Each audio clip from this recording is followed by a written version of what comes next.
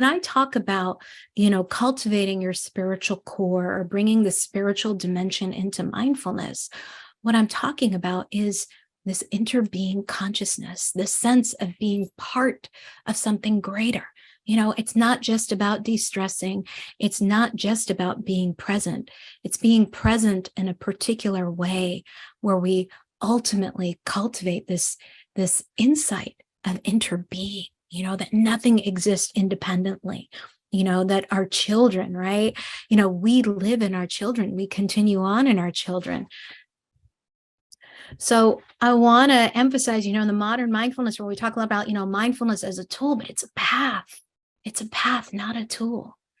And it really can be this powerful pathway to cultivate the spiritual dimension of our lives. And for me, mindful parenting in this way is the ultimate spiritual practice.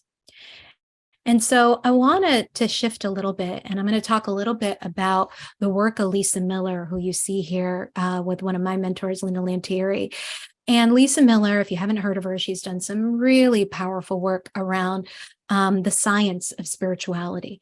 And one of the things that she's really lifted up is that the only thing science has shown to reliably predict fulfillment, success, and thriving is a child's spiritual development. And so let's just define and anchor in, just so we've defined mindfulness, but define, what is spirituality? Spirituality is an inner sense of a relationship to a higher power that is loving and guiding. The word we give to this higher power might be God, nature, spirit, universe, the creator, or other words that represent a divine presence. But the important point is that spirituality encompasses our relationship and dialogue with this higher presence. It's cultivating our relationship with something greater. Now, in terms of spiritual development is the growth and progression of our inborn spirituality. Lisa Miller really feels that it's, one of our many perceptual and intellectual faculties, just like taste and touch to critical thinking skills. Spiritual development is the changing expression of this natural asset over time. It's really, in some ways, it's how we make sense of the world.